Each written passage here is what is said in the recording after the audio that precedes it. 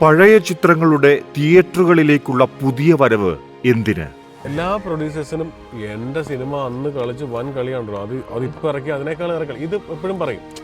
മനസ്സിലായി? അപ്പൊ പിന്നെ കൂടെ നിൽക്കുന്നവർ പറയാം, എന്നാ പിന്നെ സാറൊന്ന് ഇറക്കി നോക്ക്. പണക്കണക്കുകൾ തുറന്നു പറഞ്ഞ് സംവിധായകൻ ജിസ് ജോയ്. ബജറ്റ് എന്ന് പറയുന്ന സാധനം എൻ്റെ ഒരു കൺസേണേ അല്ല. ബജറ്റ് ഉള്ളത് കൊണ്ടൊരു പടം അങ്ങനെയില്ല, ഞാൻ വിശ്വസിക്കുന്നേ ഇല്ല. വിശ്വസിക്കുന്നേ ഇല്ല.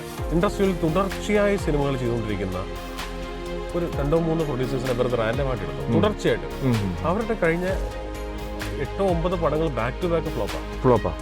ഇൻഡസ്ട്രി ഏറ്റവും സെറ്റ് പഠിച്ച് മനസ്സിലാക്കിയിട്ടുള്ള ആൾക്കാരാണ്. അവർക്ക് അറിഞ്ഞുകൂടെ അപ്പൊ അത് പൊട്ടാൻ പോകുന്ന പടമാണ്.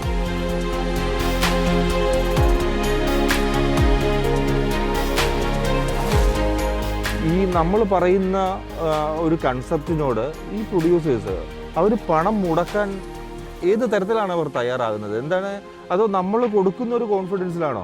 വെള്ളിത്തിരയിലെ നിക്ഷേപം 2ാം ഭാഗം ഞായർ രാവിലെ 9 മൈഫിൻ TV ആപ്പിലും രാത്രി 8 മണിക്ക് യൂട്യൂബിലും.